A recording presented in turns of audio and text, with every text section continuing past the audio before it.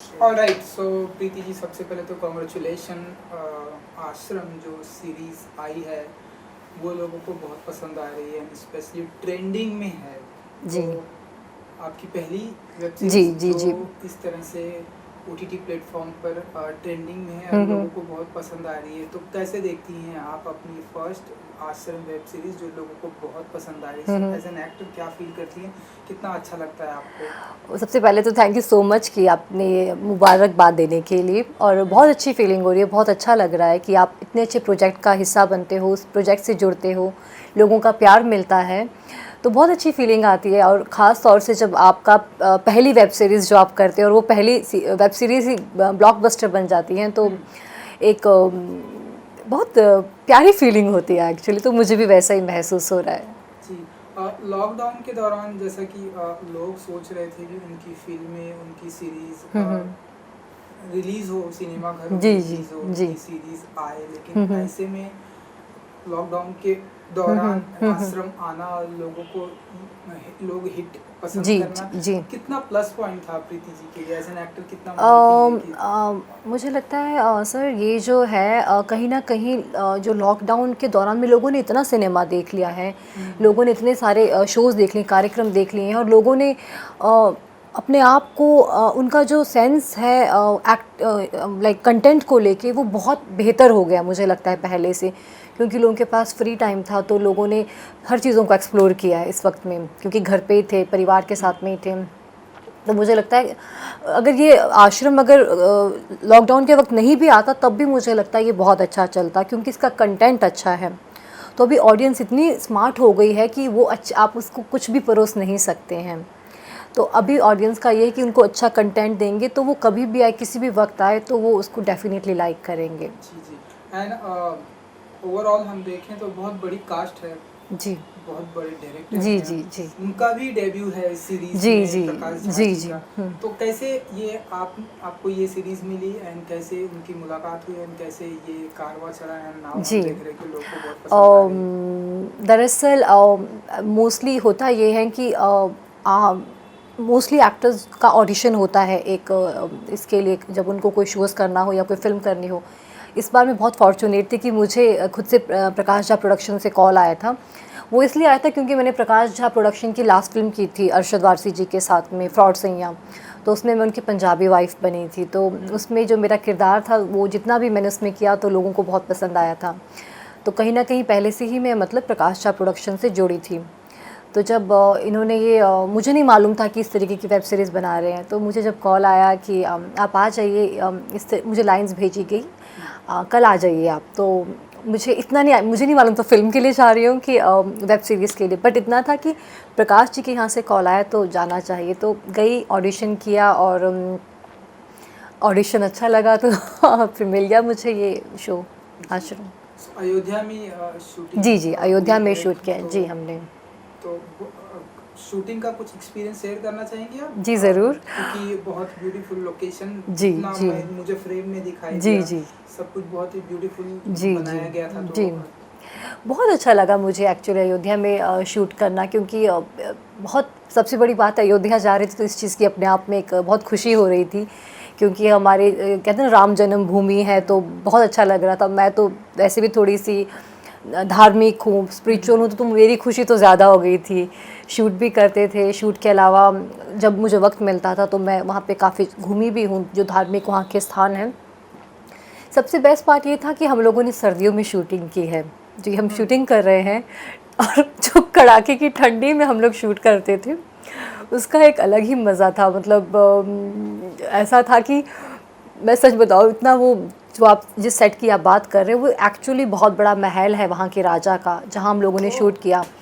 सो तो रियल है? वो रियल है उसको। हमें तो ऐसा लगा हाँ, कि ऐसे वो बनाया नहीं गया नहीं, हाँ, उसकी शूटिंग के बनाई लिए। गई है वो, मतलब वो जो लोकेशन है वो एक रियल लोकेशन है, पर उसको बनाया है इन लोगों ने। ओके वो इतनी बड़ा एक स्पेस था, तो उसको बनाया गया, उस पर काम किया गया, उसको तैयार किया गया।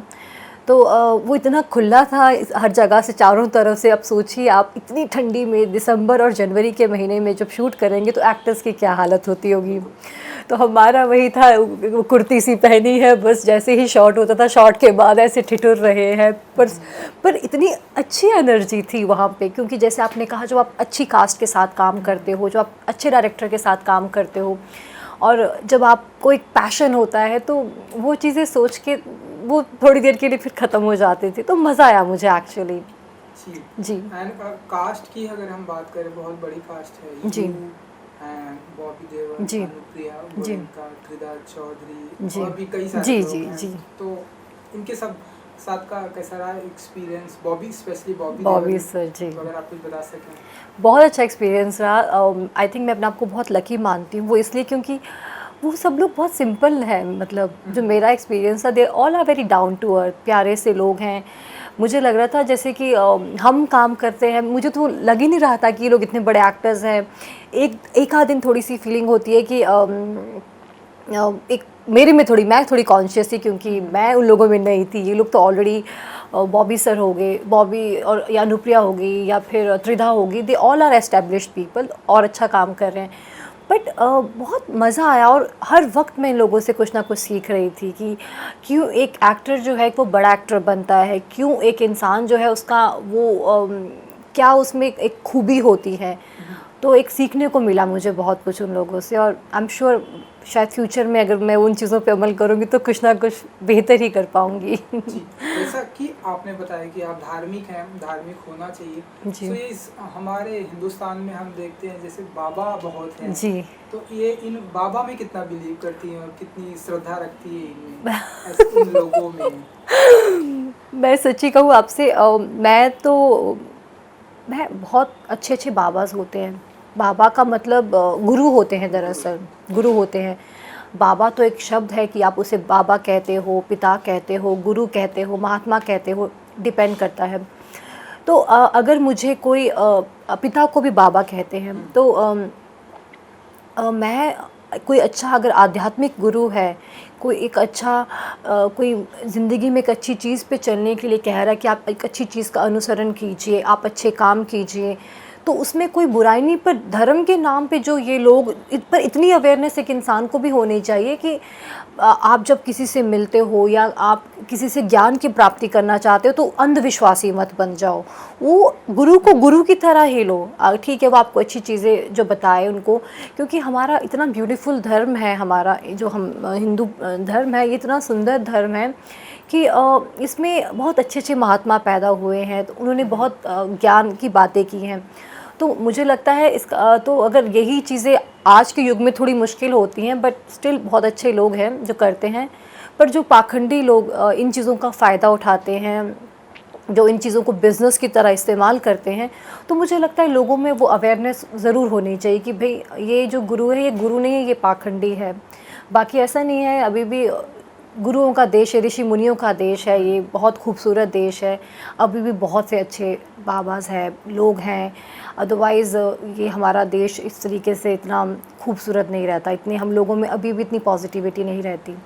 ऑलरेडी बहुत पॉजिटिव चीज़ें हो रही है हमारे देश में because of these things, then only I feel that हम लोग जो है इतना बेहतर महसूस कर पाते हैं। एंड जैसा कि आपने ये बताया कि पाखंडी लोग भी हैं, जी, जैसा कि इस सीरीज का ही जी, पार्ट है, जी, सीरीज जी, में ही दिखाया गया है कि जी, जो इस आश्रम में आता है जी, फिर वो उस दुनिया से बाहर नहीं जा पाता, जी, जैसा कि हमने जी, सीरीज जी, में देखा। एंड जी, जो कुछ लोग हैं जी, जैसे अनुरिता जी हैं, वो वहाँ से निकलना चाहती है, उनका कविता नाम है जी, उनका, जी, वहाँ से वो निकलना चाहती हैं, जी, लेकिन उन्हें टॉर्चर किया जाता जी, है, जी, झाड़ू पोछे लगाने हाँ, हाँ, के। रियल लाइफ में भी अगर हम देखें तो ऐसी कुछ कुछ टाइम में न्यूज़ में खबरों में अखबारों में ऐसी खबरें आती हैं कि उस आश्रम में लेडी का किल कर दिया गया, वो लेडी वहाँ से जाना चाहती है। तो ऐसे जो लोग हैं हमारे, जो ऐसे जो आश्रम हैं, ऐसे जो लोग हैं, वो रियल में बाहर आना चाहते हैं, वहाँ से निकलना चाहते हैं, लेकिन फिर भी उन्हें आने नहीं दिया जाता। ऐसे लोगों के लिए क्या कहेंगे? मैं यही चाहती हूँ अरुण जी, इसीलिए अवेयरनेस बहुत ज़रूरी है। जैसे मैं अपनी बात कहूँ तो मैं योगा करती हूँ, थोड़ा ध्यान करती हूँ, तो इसीलिए एजुकेशन का सबसे पहले होना बहुत ज़रूरी है। अपने आप को सच कहूँ तो अगर समर्पित भी करना है मेरी ये personal life, I mean personal मैं एक चीज़ बोल रही हूँ, ज़रूरी नहीं होता कि अगर मैं किसी आश्रम में जाती हूँ या मैं अपनी नॉर्मल ज़िंदगी में भी कई चीज़ों का अनुसरण कर सकती हूँ, उनको फॉलोअप कर सकती हूँ। जिन लोगों की आप बात कर रहे हो ये तो बहुत सेंसिटिव चीज़ें हैं, क्योंकि नो डाउट ये लोग इस तरीके से ट्रैप कर देते हैं कहीं ना कहीं। ये तो कहीं भी हो सकता है। कई बार हम किसी रिलेशनशिप में घुस जाते हैं, चाहे वो हमारा नॉर्मल रिलेशनशिप हो, किसी भी रिलेशनशिप में घुसना आसान है, मगर जब हमें उस रिलेशनशिप की हकीकत पता चलती है, चाहे वो बॉयफ्रेंड के साथ हो गया या गर्लफ्रेंड, तो बाहर निकलना बड़ा मुश्किल हो जाता है। वहाँ पे एक इमोशनल अटैचमेंट होती है, यहाँ पे एक डर होता है, क्योंकि ये लोग आपको इस तरीके से मैनिपुलेट करते हैं। तो उन लोगों के लिए तो जो लोग ऑलरेडी है, एक कहीं ना कहीं देखो, अगर आपको पता है कि ये जो लोग आप किसी गलत चीज़ का हिस्सा बन रहे हो, चाहे वो कहीं भी हो, तो मुझे लगता है आपको अपने आप को लेके एक ही लाइफ मिली है, एक ही ज़िंदगी है, वहाँ पे उस लाइफ को कहीं ना कहीं तो देखो घुट घुट के मर ही रहा है ना इंसान। तो बेटर ये है कि उस घुट घुट के मरने से अच्छा कई बार रिस्क लेने में भी कोई बुराई नहीं होती है, कोई बुराई नहीं होती है। विद्रोही बनने में भी कई बार कोई बुराई नहीं होती है, क्योंकि शायद एक विद्रोही अगर पैदा होता है तो कई लोगों की ज़िंदगी अच्छी हो जाती है। क्योंकि ये बड़ा आसान है कि नहीं, उनको अपनी आवाज़ उठानी चाहिए, बट मेरे लिए भी बड़ा आसान है बोलना कि ये करना चाहिए। वो जो जिसके ऊपर बीतती है शायद वही जानता है। बट अभी तो देखिए ना, सोशल मीडिया है, अवेयरनेस इतनी आजकल, तो कोई भी अपनी वीडियोस बना लेता है, कोई भी कुछ कर लेता है। तो अवेयरनेस बहुत ज़रूरी है। कोशिश करो इन लोगों के चक्कर में मत पड़ो, जो ये फेकस्टर्स हैं। पता चल जाता है, अंतरात्मा सब बता देती है, सब बता देती है। और जैसा कि सोशल मीडिया की आपने बात की, सोशल मीडिया पर भी एंड ऐसे लोग रियल में भी ऐसे बातें कर रहे हैं। आप प्रीति जी, आप कितना मानती हैं कि ये जो सीरीज़ है वो जो है आसाराम बापू जी के ऊपर फिल्माई गई है, उनके ऊपर कहीं ना कहीं ये दिखाने की कोशिश की गई है, तो आप कितना मानती हैं कि ये कितना सही है? मुझे नहीं लगता आसाराम बापू जी पे बनाई गई है ऑनेस्टली, क्योंकि ऐसे तो बहुत से बाबाज हैं, मतलब ये मुझे ऐसा लगता है, क्योंकि ऐसे तो कई और भी थोड़े बहुत हमारे देश में कुछ एक बाबाओं के नाम आए थे। मुझे नहीं लगता ये उन पे ना फिल्माई गई है। जो मेरा एक्सपीरियंस है, जो मुझे बताया गया है, आई डोंट थिंक सो। बाकी क्या पूछा था आपने नेक्स्ट?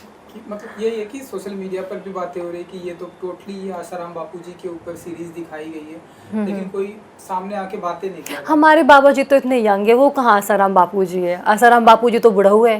हाँ, वो भी है। तो फिर जी जी जी, आसाराम बापू जी तो अलग है। हमारे जो बॉबी देओल जी जो उसमें ये बने हैं वो अलग है, उनका लुक अलग है, सब कुछ है। तो आसाराम जी तो नाचते वाचते भी अलग तरीके से थे। तो कहाँ आप उनसे वो कर रहे हैं? मुझे नहीं लगता। ये ज़रूर है कि कुछ एक जो भी ऑडियंस की इच्छा है, किसी भी बाबा से रिलेट कर दो, किसी भी फेक बाबा से करना है तो किसी भी फेक बाबा से कर लो, वही है। चाहे वो आसाराम जी, चाहे कोई भी है, वही है।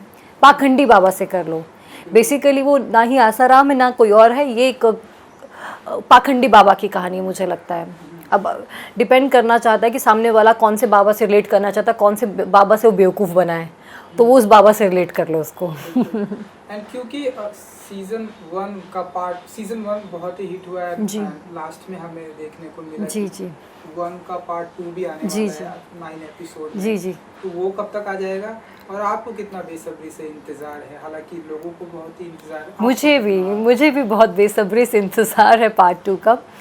बट एग्जैक्ट डेट्स एक्चुअली मुझे भी मालूम नहीं है, क्योंकि आई एम श्योर वो जितना भी उन चीज़ों का जो डिसीज़न है वो MX और प्रकाश झा प्रोडक्शन कर रहे होंगे, उनकी प्रॉपर स्ट्रैटेजी होगी। क्योंकि इतना मैं आपको ज़रूर बता सकती हूँ कि पोस्ट हमारा चल रहा है उसका, that I can tell you, क्योंकि मैंने अभी पिछले हफ्ते ही उसकी डबिंग की है अपने जो पार्ट 2 के लिए।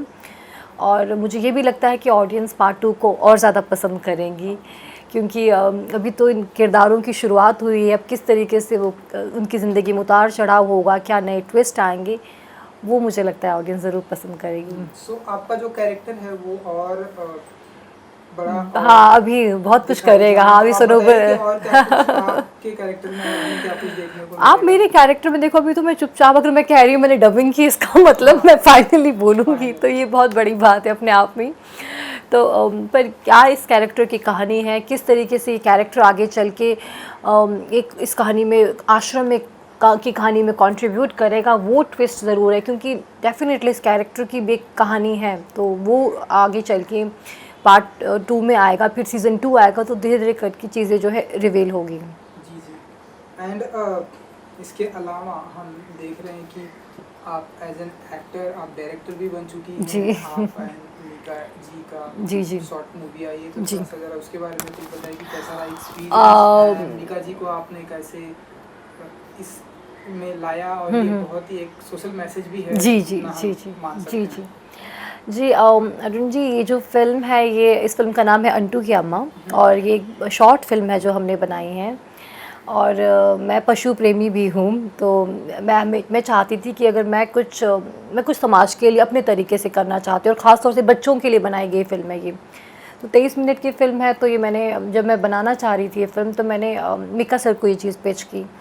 तो मैं थोड़ा सा, मुझे लग भी रहा था कि वो तो पॉप, ये लोग तो पॉप सिंगर है मॉडर्न टाइप्स की, ये क्या इस तरीके की कहानी को, जो बहुत सिंपल सी कहानी है।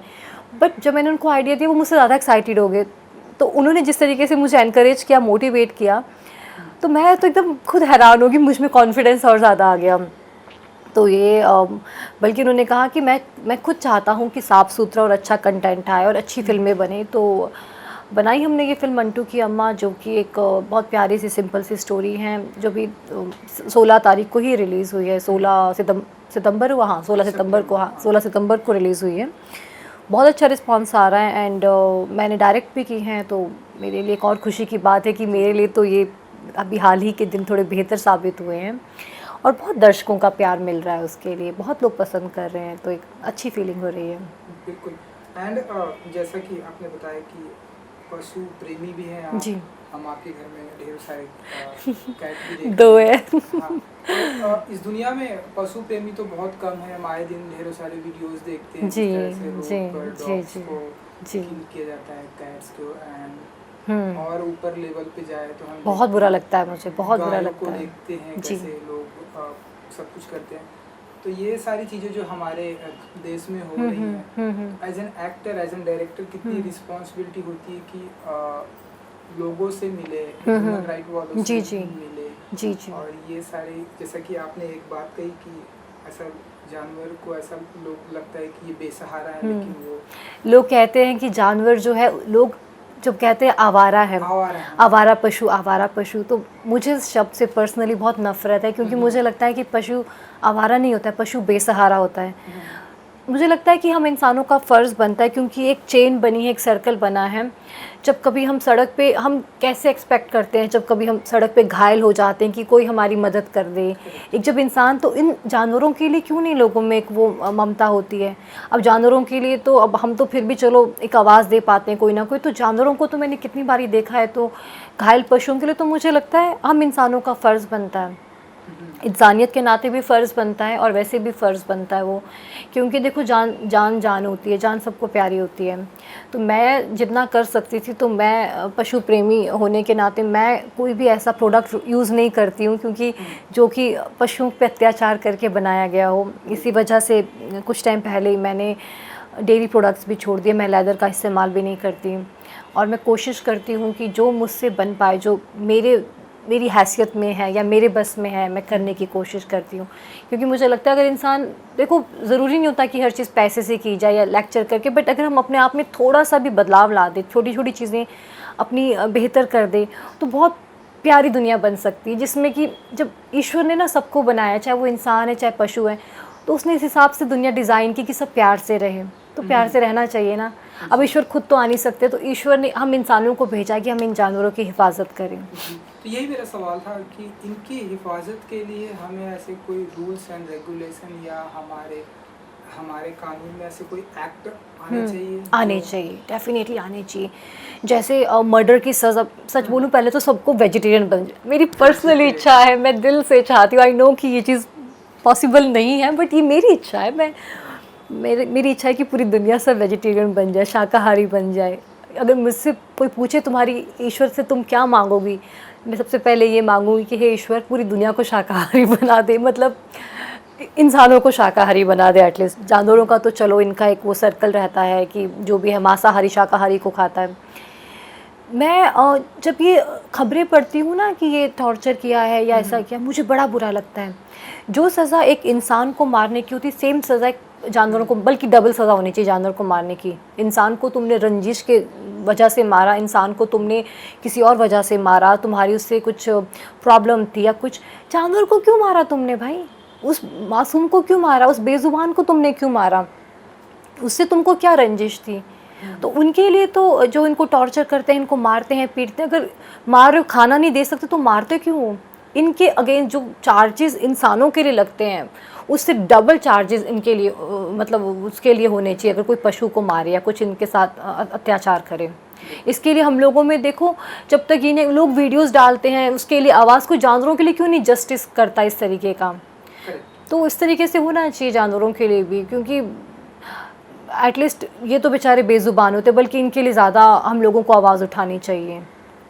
हाँ, तो इसके अलावा हम देख रहे हैं कि हमारे पिछले 6 मंथ्स में हमारी सभी की लाइफ, पूरे हिंदुस्तान वासियों या पूरे देशवासियों की लाइफ कह सकते हैं बिग बॉस बन चुकी है जी।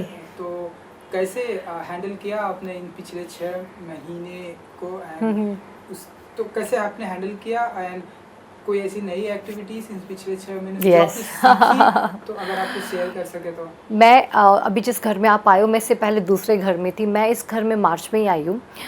तो आप बिलीव नहीं करोगे, जैसे ही मैं आई लॉकडाउन शुरू हो गया था और मैं बिल्कुल अकेली थी, इस बिल्डिंग में अकेली थी, मैं किसी को जानती नहीं, किसी एकदम नई दुनिया में आ गई थी। तो पिछले 7-8 महीने से जब से ये चीज़ें शुरू हुई है मैं कम्प्लीटली अकेली हूँ। पर मैंने उस अकेलेपन को भी जो परिस्थिति थी, मैंने उसको भी कोशिश की कि मैं उसको पॉजिटिव वे में करूँ। सबसे पहले थैंक्स तो जाता है मेरी कैट्स को। मैंने जो कहा कि कहीं ना कहीं जब आप एक पॉजिटिव माहौल में रहते हो, आप अपने आसपास में पॉजिटिविटी ढूंढते हो तो आपको अच्छा लगता है। मैंने योगा की उस दौरान में, मैंने अच्छी रीडिंग्स की, मैंने बल्कि 3-4 किताबें भी पढ़ी। मैंने बहुत ज़्यादा ये नहीं देखी, फिल्में वगैरह मैंने नहीं देखी, मैंने अभी हाल ही में शुरू की। और मैंने अपने आप के साथ बहुत टाइम स्पेंड किया। अपने आप के साथ में टाइम स्पेंड करना भी ज़रूरी है, तो मैंने वो अपने आप में स्पेंड किया। 2-3 मैंने 1-2 ऑनलाइन कोर्सेज़ ज्वाइन किए थे। मैं नहीं बताऊँगी कौन से कोर्सेज़ ज्वाइन किए थे, कुछ चीज़ें मैंने पर्सनल बट अच्छे वे में ज्वाइन की थी। तो अपने आप को मैंने एडुकेट किया, क्योंकि पढ़ाई भी एक ऐसी चीज़ है, बहुत ज़रूरी है, तो करते रहो। बोरियत और लोगों में खुशी ढूंढने से बेहतर है खुद में खुशी ढूंढना शुरू करो। हम बोर हो रहे हैं तो हम लोगों में इतनी खुशियाँ ढूंढना शुरू कर देते हैं, और जब वो हमारी चीज़ें पूरी नहीं होती तो हमको हर चीज़ नेगेटिव नज़र आनी शुरू हो जाती है। तो अपने आप में खुशी ढूंढो, अपने आप खुद से एंटरटेन करो। मैं अपने आप को एंटरटेन कर लेती हूँ। तो मुझे पता ही नहीं चला कि मेरा समय, और मैंने मुझे एक बात पता चल गई, मैं बहुत अच्छी कुक हूँ। मुझे पहले नहीं मालूम था, बट अब मैं लिख के दे सकती हूँ कि मैं बहुत अच्छा खाना बनाती हूँ। मैंने नया खाना बनाना सीखा, सिंपल खाना। क्या सीखा अभी आपने लेटेस्ट? मैं पास्ता बहुत अच्छा बना लेती हूँ, और मैं मेरी अजीब सी डिशेस होती हैं। मेरे को नाम नहीं पता, मैं खुद का ही नया डिशेस बना लेती हूँ कि इसको मिक्स करूँगी, इसको मिक्स, तो मेरी खुद की नई डिशेस बन जाती है। बाकी बहुत कुछ किया एक्चुअली। कई बार इंसान कुछ नहीं भी करे, उसके बावजूद भी वो बहुत कुछ कर लेता है, क्योंकि कनेक्टिविटी, मैंने कहा ना, अंतरात्मा से बात करना भी बहुत ज़रूरी है। एंड अब हम रियल लाइफ में भी देख रहे हैं कि बिग बॉस स्टार्ट हो चुका है। एंड तो जितने भी कंटेस्टेंट गए हैं घर के अंदर, तो मुझे नहीं पता शुरू हो गया है। राधिमा वो जा रही है जी, मेरे को किसी का नहीं पता। अच्छा, कुछ कहना चाहिए कि जो भी कंटेस्टेंट है, चलिए आपको नहीं पता, मुझे सच में नहीं पता, क्योंकि मेरे घर में केबल नहीं आता। Okay, no problem. तो कुछ कहेंगे आप जो भी जा रहे हैं कैसे घर के अंदर है, क्योंकि हम देखते हैं कि हर साल देखते हैं काफ़ी मारपीट, गाली गलौज, कंट्रोवर्सी होती है, तो आपके अनुसार क्या आप मैसेज देंगे आप? और जितने भी लोग अभी घर पे जा रहे हैं, मैं तो अपनी तरफ से उन सबको बेस्ट विशेस दे सकती हूँ। पर मैं ये बोलूँगी भाई, ज़रूरी नहीं कि लड़ाई झगड़े करके ही टीआरपी आए, कुछ अच्छा करो, क्योंकि लोग ऑलरेडी इतनी अभी लड़ाई झगड़े नेगेटिविटी फैली हुई है।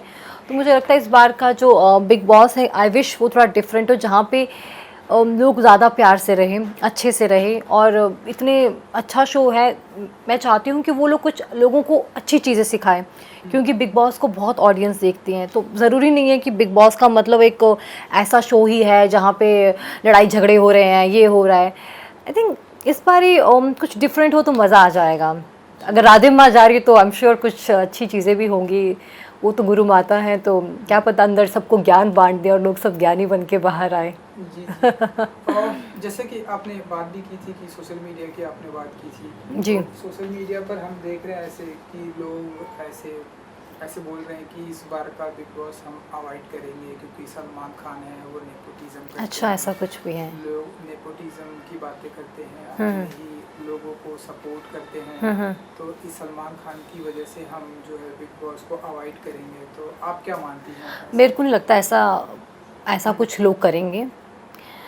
नेपोटिज़्म की अगर जो ये लोग बोलते हैं बहुत ज़्यादा बातें करने की, यही लोग हैं जो सबसे पहले जाके एक बारी देखना चाहते हैं कि हुआ क्या था, ये क्या है क्या नहीं है। नेपोटिज़्म की अगर लोगों को इतना ज़्यादा नेपोटिज़्म की अगर अगर उनको सच में लोगों के लिए अच्छा करना है, अगर वो नेपोटिज़्म के इतने अगेंस्ट है, तो सबसे पहले तो जो नए एक्टर एक्ट्रेसेस आते हैं उनको अप्रिशिएट करना शुरू कर दें। किसी को गिरा के बड़ा नहीं किया जाता है। जस्ट बिकॉज आप सलमान की निंदा करते हो, उनके अगेंस्ट बोलते हो, तो उसमें उससे वो लड़ाई ख़त्म नहीं होती है। तुम्हें सच में अगर अच्छी चीज़ें करनी, सबसे पहले तो नए टैलेंट को अप्रिशिएट करना शुरू करो। अगर आपको मुझे लोगों के सामने बड़ा करना है, इसका मतलब ये नहीं कि कोई इंसान ऑलरेडी जो एस्टेब्लिश है उसको गालियाँ बको और उसके सामने आप मुझे बड़ा कर दो, तो वो नेपोटिज़म नहीं, वो बदतमीज़ी है, वो बेवकूफ़ी है। नए लोगों की जो फिल्में आती है या कुछ भी जो भी उनको छोटा मोटा किसी भी तरीके का काम मिलता है उसको देखना शुरू करो, उसको अप्रिशिएट करना शुरू कर दो। रही बात सलमान की, ये तो ऐसी ऑडियंस है, देखो ये तो लोग देखेंगे ही देखेंगे। And nepotism is not about कि भैया सलमान कहाँ से अब नेपोटिज़म के प्रोडक्ट हो गए। अगर इतने सालों से काम करे, कुछ तो फ़ैन हो गई ना उनके, जनता प्यार तो करती है ना। तो ये तो कई बार लोग कुछ भी बोल देते हैं, एक बहाव के साथ वो भी बह जाते हैं, तो ये तो मुझे वैसा लग रहा है जी। एंड पिछले लॉकडाउन में देख रहे हैं हम, बहुत सारी चीज़ें भी हुई। कंगना रनौत हमने सुना है कि आप उन्हें सपोर्ट करती हैं, कुछ कहना चाहेंगे आप उनके बारे में, जिस तरह से वो अपने आप को स्टैंड देती हैं? तो आपने तो उनके साथ में मान लीजिए काम भी किया। मैंने काम किया, मेरी फर्स्ट फिल्म कंगना रहा, मेरी फर्स्ट फिल्म रिवॉल्वर रानी। मेरी फ़र्स्ट को एक्टर हैं कंगना रनौत, और मेरे हम दोनों सेम जगह से भी हैं। वो भी हिमाचल की हैं, मैं भी हिमाचल की हूँ, तो ये भी हम दोनों का एक सेम वो है। तो मैंने तो काफ़ी काम सीखा है उनसे, जब होता ही आपकी फ़र्स्ट को एक्टर से। तो कंगना ही नहीं, अगर कोई जहाँ पे वो, जो मैं कंगना रनौत को नहीं, वो जब कोई पर्टिकुलर चीज़ बोलती मैं उसको सपोर्ट करती हूँ। मैं ज़रूरी नहीं होता कि इंसान हमेशा ही सत्य बोले, उसकी हर चीज़ सही हो। अगर वो कोई पर्टिकुलर चीज़ के लिए शायद मैं उनको सपोर्ट करूँगी, अगर उन्होंने कोई अच्छी चीज़ की है, मैंने वो चीज़ को सपोर्ट किया होगा। अगर कल को कंगना रनौत मुझे लगता है कोई चीज़ गलत बोलेगी, तो मैं उस चीज़ को सपोर्ट नहीं करूँगी। ये ज़रूर था कि जो अभी कंगना रनौत जी के साथ में जो उनका ऑफिस टूटा था, मुझे वो चीज़ बहुत हर्ट हुई थी। मैंने उस चीज़ में बोला था कि ये चीज़ नहीं होनी चाहिए थी कि जब एक लड़की वापस बॉम्बे आ रही है, सालों सालों तक केसेस चलते हैं, वेट किए जाते हैं इस तरीके से इमारतें तोड़ने के लिए, तो एक दिन उनका भी वेट हो सकता था, तो तोड़ने की ज़रूरत नहीं थी, इस तरीके से बलडोज़र चलाने की ज़रूरत नहीं थी। क्योंकि स्टेटमेंट्स तो लोग बहुत तरह के स्टेटमेंट्स देते हैं, लोग क्या क्या नहीं बकते, प्रधानमंत्री को बक देते हैं, मंत्री को बक देते हैं, सेलिब्रिटीज़, एक्ट्रेसेस को कितने गंदे गंदे लोग कमेंट्स कर देते हैं, कुछ भी बोल देते हैं। तो there is a proper way to handle, एक चीज़ को अच्छे ढंग से हैंडल किया जा सकता था। तो जो गलत है वो गलत है। जी बिल्कुल। सो जाते जाते अपने फैंस के लिए, अपने आश्रम पार्ट 2 के लिए, जो आपने डायरेक्ट किया है उसके लिए, या आने वाले दिनों में और कुछ भी आपके पास प्लानिंग है डायरेक्शन की, तो कुछ कहना चाहेंगे अपने फैंस के लिए? मैं सिर्फ यही कहना चाहूँगी कि सबसे पहले तो थैंक यू सो मच कि आप लोगों ने इतना प्यार दिया। और आश्रम पार्ट 2 में आई एम श्योर अगर आप लोगों ने मेरे किरदार को, सनोबर के किरदार को, बल्कि इतने सारे एक्टर्स के बीच में जो भी मुझे मिला करने को, मैं हैरान हूँ कि लोग मुझे मैसेजेस कर रहे हैं और इतना पसंद कर रहे हैं। उनको लग रहा है कि इस कैरेक्टर के बारे में उनको जिज्ञासा हो रही है जानने के लिए। तो ये एक मेरे लिए बहुत एक अच्छी बात है। और मैं बस अपने फैंस को यही बोलूँगी कि आप लोग ऐसे ही मुझे प्यार करते हैं, मुझे ही नहीं बल्कि जो भी आपको लगता है, एक नए लोग आ रहे हैं प्रतिभाशाली अगर आपको लगते हैं और आपको लगता है कि उनको आपके प्यार की और साथ की ज़रूरत है, तो आप उनको ऐसे ही प्यार कीजिए, उनका साथ दीजिए। और जो शॉर्ट फिल्म ऐसे ही बनाती रहूँगी, आई एम सो हैप्पी कि जो अभी लोग हैं, जो फैंस हैं या जो भी जनता है, अच्छे कंटेंट को पसंद कर रही है। तो ऐसे ही आप लोग अपने टेस्ट को अच्छा रखिए, अच्छा कंटेंट को पसंद कीजिए, ताकि अच्छा कंटेंट बने और हमारी कंट्री में जो इश्यूज़ हैं कुछ जिन पे बात होनी चाहिए, उन इश्यूज़ पे भी बात हो। तो इसके लिए मैं लोगों से यही रिक्वेस्ट करूँगी। चलिए, thank you so much. Thank you so much. Good luck. Thank you so much ji, thank you.